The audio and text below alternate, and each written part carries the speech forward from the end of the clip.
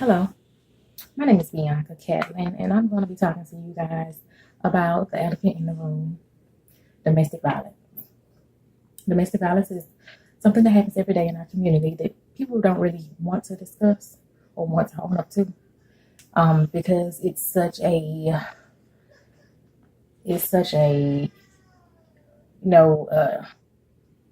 sad thing. It's terrifying. It's something that people really just don't want to talk about too much, especially if they're going through it, which is understandable. It'll never happen to me. Or if someone's abusive, you'll know it. Those are some of the things I've heard about domestic violence. People always think that there's signs. Sometimes they're not. There isn't. Sometimes when the signs show up, it's too late. Um, Nearly every day, nearly 20 people a minute are physically abused by someone they love. So they go through domestic violence. 19% of those people are physically abused or go through domestic violence situations with a weapon. Where does that put me? Regardless of if we've been abused or in physical situations with domestic violence, most of us know someone who has. When I was younger, I witnessed a lot of domestic violence. Um, it was reoccurring. And in recent years, I hadn't had a problem with it. I hadn't seen it. It hadn't been around me. October 1st, 2016 was a wake up call for me. I rolled over just like I do every other morning. Something told me to look at my phone. And when I looked at it, I had missed calls from family members. And I soon found out that my sister was brutally murdered by her husband. Domestic violence has no face at all. People who love you can abuse you and can abuse, their position with you. And that's what happened in that situation. Um, Before my sister was killed, there were no physical signs of domestic violence, nothing that any one of us could prove. So her case was one of those that when it happened, it was too late. I've watched those close to me battle demons, some overcoming them, some being swallowed by them. My sister was one. No one wants to hear about someone they love being physically abused or in a domestic violence situation. However, if you know someone who's being abused, there are ways that you can help. Domestic violence is very common, and we need to recognize the signs, speak up, and serve help to others or ourselves. Help someone close to you by gathering information. There are shelters for battered women and children. There are websites you can go to. There's a shelter called Harriet's House.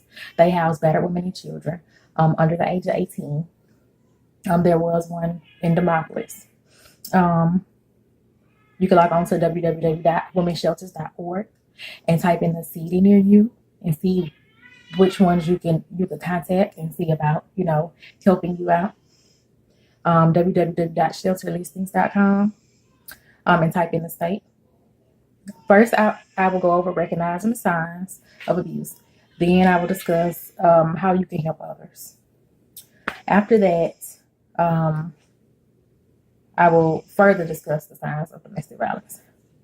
Now, normally these signs from the partner are shown, and one of the biggest signs is the partner being controlling. Help someone close to you by gathering information. There are shelters that they can go to. Like I said, you can go to the police, you can sign warrants and everything like that.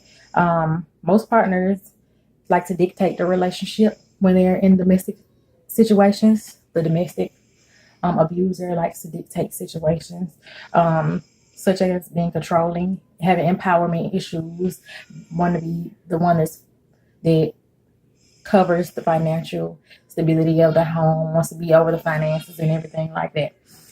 They even go as far as trying to monitor who calls and visits their partner. Other signs of physical abuse can include, but are not limited to, hitting, punching, shoving, choking, slapping, using weapons, inflicting any kind of harm or threat to someone else.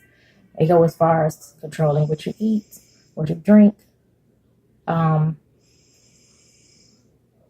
having you to not get medical assistance, as far as doctor's appointments, because they're scared that, physician may see things that may put you in a situation for the police to be called. Even things that are not totally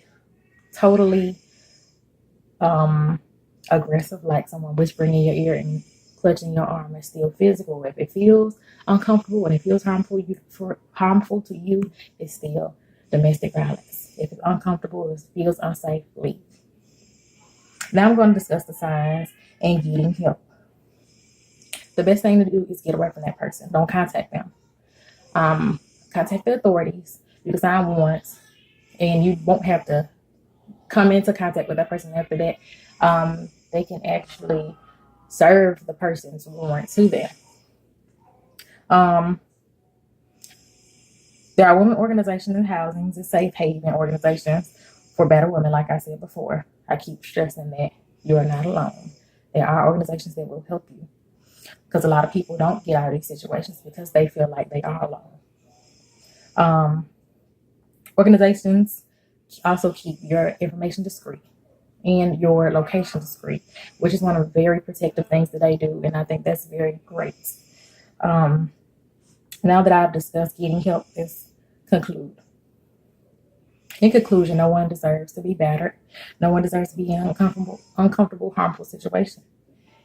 If you are, there is help. Domestic violence is common, and we need to recognize the signs, speak up, and get help. Regardless if it's happened to us before, most of us know someone who is being physically abused or has been. What will you do to help someone now, if you find out or if you know? Now I help you get a better insight on domestic violence, recognizing the signs and speaking up. And I've also told you why it's important to do so. Don't wait until domestic violence hits your home to speak up. Domestic violence is a very time-sensitive matter, and you never know how you could affect a person's life by helping them. So seek help. Also, tell your friends and family. If you can't, or you feel like you can't talk about it, you can log on to www.thehotline.org. You can chat or live talk to people on there that will help you through your situation. And it's free help and free advice. And always remember that you are important.